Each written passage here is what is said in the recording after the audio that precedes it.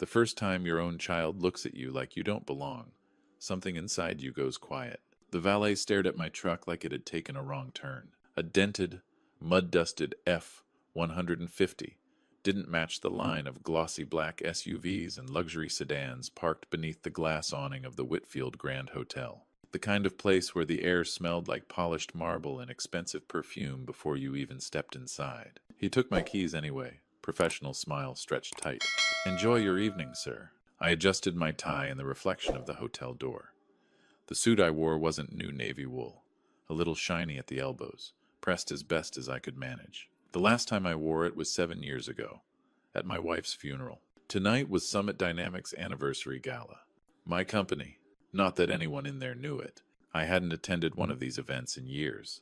Not because I couldn't, because I chose not to. I'd spent my life building Summit from a rented garage and one stubborn machine.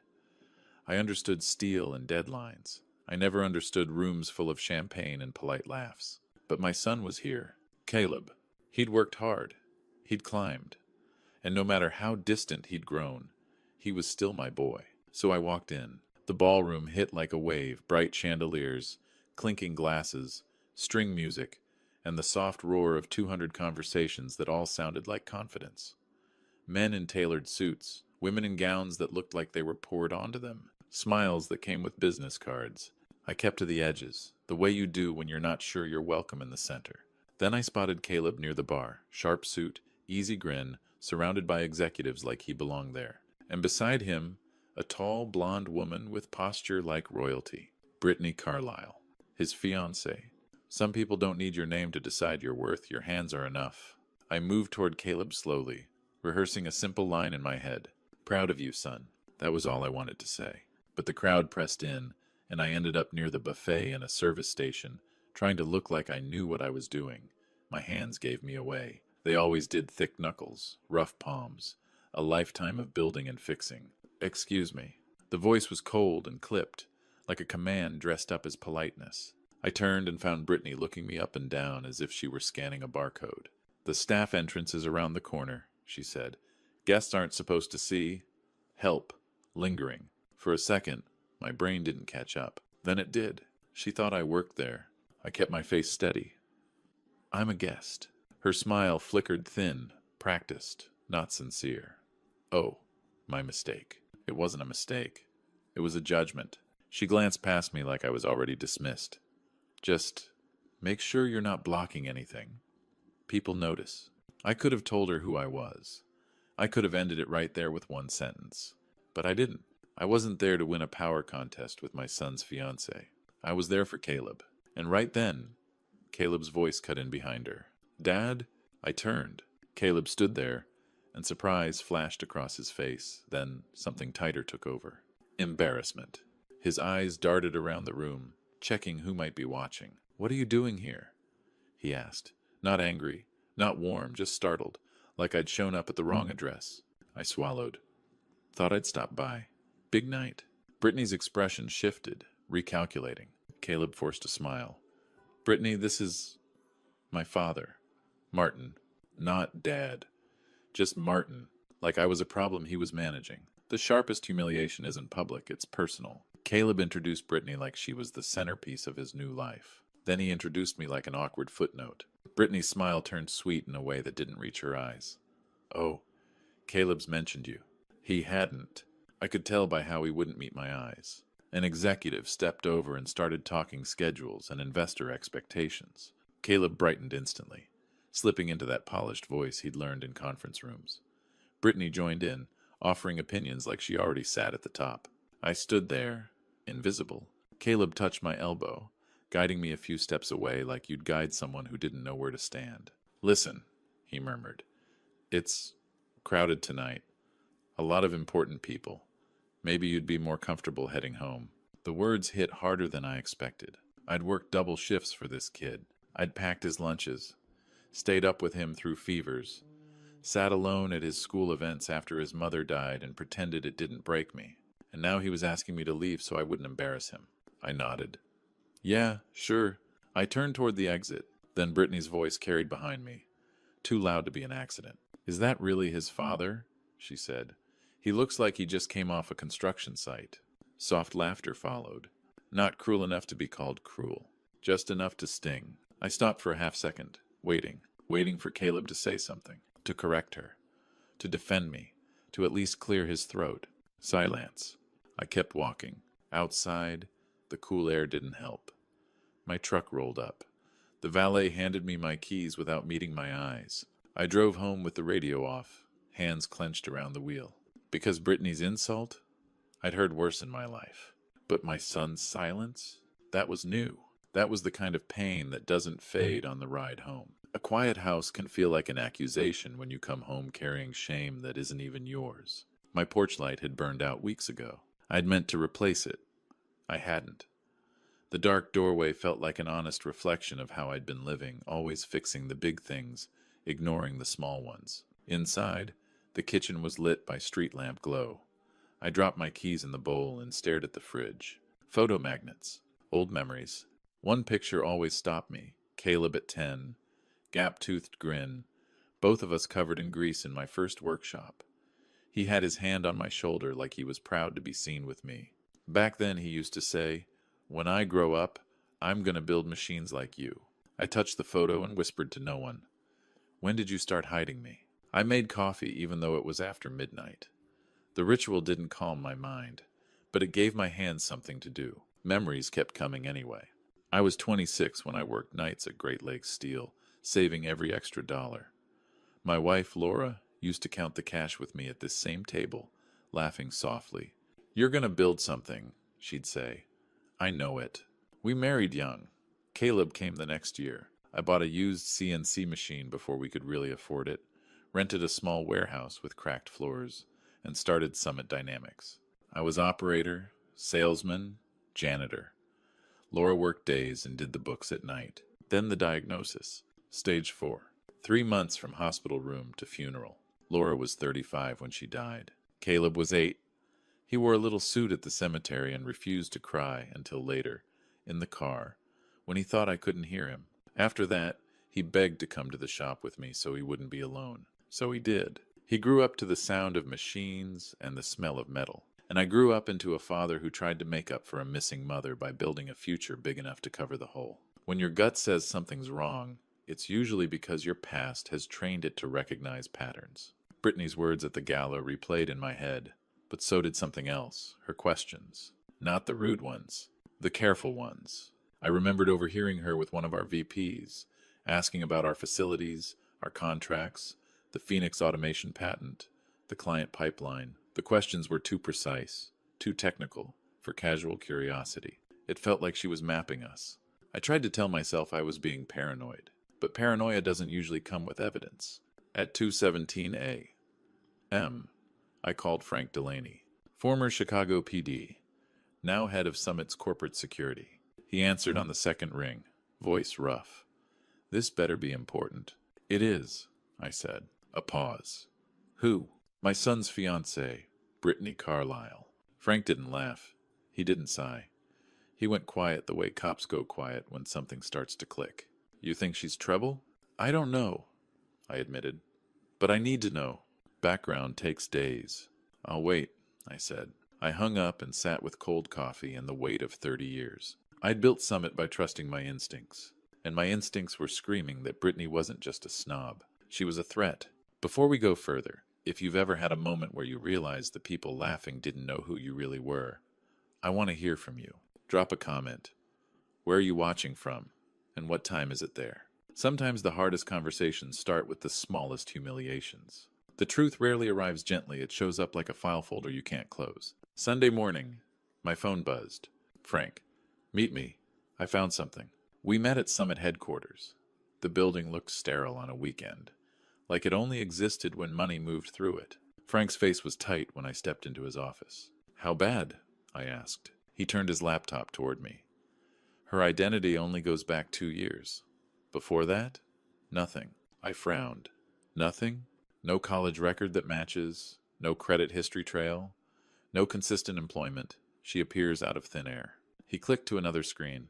In 2020, she was dating a senior manager at Carson Tech. 3 months later, Carson had a data breach. She vanished right after. He clicked again.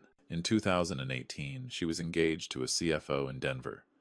Engagement ended quietly. 2 weeks later, proprietary code leaked. Same pattern. I sat back, stomach tightening. Coincidence? I asked, though I didn't believe it. Frank shook his head. Coincidences don't repeat this clean. He leaned forward. And she's been asking questions about Summit. Not just surface questions.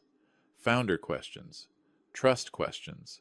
My jaw clenched. She wasn't just marrying my son. She was digging into ownership. And Caleb proud. Ambitious Caleb was giving her access because he wanted to believe she loved him. Frank's voice dropped. If you confront her now, she disappears. So what do I do? I asked. Frank's eyes didn't flinch. You move like an owner. I hadn't wanted that role publicly again. But if someone was inside my company and inside my son's life, I didn't have the luxury of staying invisible. Every layer you uncover makes you wish you'd never started digging until you remember why you had to. Over the next few days, Frank went deeper. I tried to act normal. I walked the shop floor. I nodded at workers. I answered emails. But inside, I was counting hours, like they were breaths. Tuesday, Frank called again. I found money. What kind? I asked. Payments routed through a consulting shell to an account linked to her, and the shell traces back to Vertex Systems. Vertex, our biggest competitor, the one company that would love to get Phoenix our automation process that made our production faster and cheaper than anyone else's. If Vertex got it, they could undercut our contracts, steal our clients, and bleed us dry. That night I saw Caleb and Brittany at a coffee shop downtown. She leaned close, smiling. He looked relaxed in a way I hadn't seen in years, like he finally felt chosen. I almost walked in, almost yanked him out. But Frank had warned me. If she caught a hint, she'd vanish. So I watched from across the street and hated the fact that my son looked happy. Because happiness can be a trap, and Caleb didn't know he was standing in one. The hardest part of being a father is realizing love isn't always enough to protect someone from themselves. I sat in my old workshop that night. Not the polished innovation lab. Caleb liked to show investors my real shop. The place that smelled like cutting oil and steel and honest labor. Tools on pegboards. Scratches in the floor from decades of heavy parts. Caleb used to sit here on an upside-down bucket and ask questions until my throat got dry. I thought about the quiet ways I'd supported him. The scholarship fund I'd structured so he qualified. The internship I'd nudged into place with one casual introduction. The first big client I'd positioned him for so he could close the deal and feel like he'd earned it. Even his promotion, I'd encouraged our CEO to see his potential. I'd done it all from the shadows because Caleb wanted to be self-made. I thought hiding my influence would protect his pride. Instead, it built a pride that could be exploited. Someone like Brittany, someone trained to read ambition and feed it, could walk right through the doors I'd opened and turn them into a weapon. I realized something that made my chest ache. I hadn't just made myself invisible to protect Caleb. I'd made myself invisible because part of me feared he'd reject me if the world saw where he came from. And that fear had created the exact conditions for this disaster. When an investigator looks at you with pity, you know the story is about to change. Thursday night, Frank showed up at my house with a thick envelope. He didn't sit down right away, just stood by my kitchen table like he didn't want to bring bad news into a place that still carried old ghosts. It's worse, he said. He laid out photos. Brittany at events, different hair, different makeup, different men. Brittany, but not Brittany. Her real name is Brooke Ellison, Frank said. She's used multiple identities. He slid a timeline toward me. 2018 Denver engaged to CFO leak gone. 2020 Atlanta dating director breach gone. 2023 Chicago meets Caleb already on Vertex payroll. Not random, I whispered. Frank nodded. Not random. I stared at the evidence until my eyes burned. What's her target now? I asked. Frank's voice was blunt. Phoenix, your contract pipeline, client pricing, everything Vertex needs. My throat tightened. Does Caleb know? I asked. Frank shook his head. If you tell him without proof, he'll defend her. People defend what they're terrified to admit they need. I closed my eyes. Caleb needed to believe someone loved the successful version of him, and she needed him to believe it long enough to unlock everything. Frank leaned forward. You want to stop this? You step forward. That meant one thing. A board meeting. An emergency one. And it meant Caleb would learn the truth I'd kept hidden for years about ownership, about the trust, about how much of his life I'd quietly supported. He would feel betrayed, but it was still better than letting Vertex destroy him and Summit. A single email can be a match once it's lit. You don't get to control what burns. Saturday morning before dawn, I opened my laptop and drafted the email. To Board of Directors, CEO, Senior Leadership. Subject: Emergency Board Meeting Mandatory. Monday, 9 a.m., 14th Floor Conference Room. Security and corporate integrity matter. No details, no soft language, just a summons. I hit send. Within minutes, my phone lit up like an alarm. Unknown numbers, board members, our CEO, then Caleb. Once, twice, 4 times. I stared at his name and felt something twist in my chest. If I answered, I'd soften. If I softened, I'd hesitate. And hesitation was how companies got robbed and sons got ruined. So I turned my phone off and set it down. Sunday passed in a fog of unanswered messages and pacing through empty rooms. I walked the factory floor alone, listening to silent machines like they were holding their breath. By Monday, Summit didn't feel like a headquarters. It felt like a courtroom, and I was walking in to testify against the woman my son thought was his future. The boardroom is the one place where truth doesn't care about your feelings, and that's exactly why it works. I arrived at 8:45. The elevator opened to the 14th floor, quiet and bright. I stood outside the conference room for a full 10 seconds before pushing in. Our CEO, Grant Lawson, looked up from his papers, jaw tight. "Martin," he said, "the board's unsettled. Your email was intense." "They're about to be more unsettled," I replied. Board members filtered in finance, legal, operations faces annoyed, curious, impatient. Then the door opened again. Caleb walked in, tie slightly crooked, phone in hand, mid-sentence, until he saw me. He froze. Color drained from his face. "Dad?" he said, loud enough that a few heads turned. "What are you doing here?" I kept my voice calm. "Sit down." Caleb didn't. "You ignored my calls." Grant cleared his throat and stood. "This emergency session has been called by Martin Hart, founder and majority shareholder of Summit Dynamics." Caleb's head snapped toward Grant. "What?" A murmur rolled through the room. Caleb turned to me like I'd become someone else. What is he saying?" I stood. 30 years ago, I began. I started Summit with one used machine and savings from a steel job. I stepped back from public operations 6 years ago, but I never left. I control 72% of Summit through a family trust. The room went silent. Caleb's chair scraped as he stumbled backward.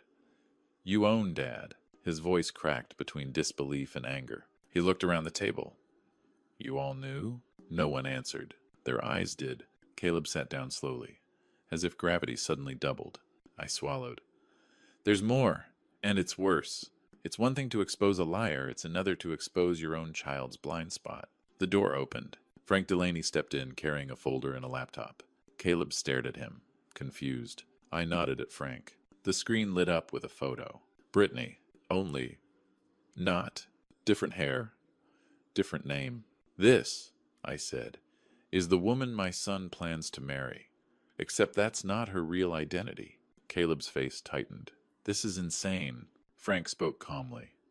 "Her legal name is Brooke Ellison. She has multiple confirmed infiltrations. Same pattern, same outcome." A timeline filled the screen. Cities, dates, men, breaches, disappearances. Then financial records, shell payments tied to Vertex systems. Grant's expression hardened. Board members leaned in. Caleb shook his head slowly. "You're doing this because she insulted you at a party." I met his eyes. "I'm doing this because she's inside our walls." Caleb's voice rose. "She loves me." Frank slid the folder toward him. "Read." Caleb's hands trembled as he opened it. Photo after photo. Bank transfers. Aliases. Employment gaps that weren't gaps, they were cover. Caleb's breathing turned shallow. He reached for his phone. "I'm calling her." "Don't," I said sharply. He ignored me. His thumb hovered over her name. And then the conference room doors burst open. Security walked in. And between them, Brittany Carlisle, heels clicking, chin lifted, eyes already calculating. The most dangerous people don't panic when caught, they adjust their mask. Brittany's gaze swept the room and landed on Caleb. Instantly her face softened. "Caleb," she breathed. "Thank God. They grabbed me from your office. This is a misunderstanding. Frank didn't blink. Not a misunderstanding. We caught you accessing confidential files. Brittany turned to me, a flicker of surprise crossing her eyes. She hadn't expected me at the head of the table. Frank connected his laptop. Transfer logs appeared, download activity, copied folders, timestamps, Phoenix documentation, client contract summaries, pricing models. Everything Vertex would need to gut us. Brittany smiled tightly. My laptop died. I was emailing myself a file for a presentation. Frank's tone stayed calm. Your laptop is in your car. Battery at 96%. The room tightened. Caleb stepped toward her, shaken. Brittany, tell them it's a mistake. She reached for his arm. Honey, please. Caleb looked from her hand to the screen to the folder in his own grip. His voice cracked. Brooke? Brittany's smile vanished. Her posture straightened. Fine, she snapped. Let's stop pretending. Caleb flinched like he'd been slapped. Yes, she said coldly. I work for Vertex. Yes, I gathered information. And yes, you gave me access. Tears welled in Caleb's eyes. You said you loved me. Brittany's expression softened for half a second, then hardened again. I said a lot of things, she replied. A sound escaped Caleb that wasn't quite a sob, wasn't quite breath. I felt something inside me go cold. Grant stood. Frank, call the FBI. Frank nodded. Already contacted. They're on the way. Brittany's confidence flickered. And then she looked at me and smiled like she'd found a second target. When a predator loses the game, they try to change the rules. So, Brittany said, eyes sharp, you're the one controlling everything. She nodded at the board like she was impressed, hiding while your son played executive. Clever. Caleb's shoulders shook. He stared at the table, as if the wood could tell him what was real. You ruined him, Brittany said, voice turning toward me. You let him believe he earned it. I stepped closer. I hid myself to protect him. She laughed, short and cruel. Protect him? Look at him. We both looked. Caleb was breaking in front of us, tears falling without permission. This isn't protection, Brittany said. This is humiliation. It's humiliation because of what you did, I said, voice low. Not because the truth exists. Caleb lifted his head, eyes red. Was any of it real? He asked her, like a child asking if a nightmare is over. Brittany regarded him like he'd asked the weather. No, she said. It was a job. Caleb's face crumpled. Frank signaled security. They moved in. Brittany didn't resist. But as they guided her out, she leaned close to Caleb and whispered something. Caleb recoiled like she'd burned him. Then she turned back and met my eyes. You should have stayed invisible, she said softly. Now you get to watch him realize everything he believed was a lie. The door closed behind her. The board filed out. Voices hushed. Faces tense. Grant squeezed my shoulder as he left. We'll contain it. Frank lingered, waiting. I shook my head. Leave. And then it was just me and my son in a room too bright, too quiet, with the city staring in through glass. Sometimes the person you save hates you first because hate is easier than grief. Caleb finally spoke. I wish you'd never come to that gala. The words hit like a wrench in my chest. He stood, pacing, voice cracking. 6 years I thought Grant ran this place. 6 years I worked to prove myself. And the whole time, it was you. I stepped back because you wanted space, I said. I didn't want you to lie, he snapped. You wanted to build your own story, I said quietly. You didn't want people knowing your dad was a steel plant guy with a machine shop. Caleb stopped. His shoulders sagged.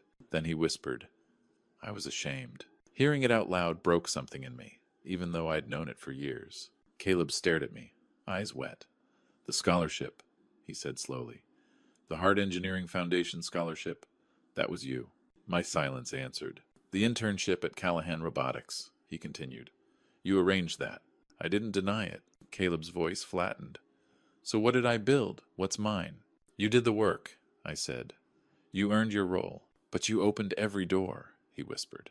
And you never told me. You let me be proud of a lie. He sank back into the chair, head in his hands. I'm nothing, he said. You're not nothing, I said, stepping closer. He looked up, pain raw. Then who am I?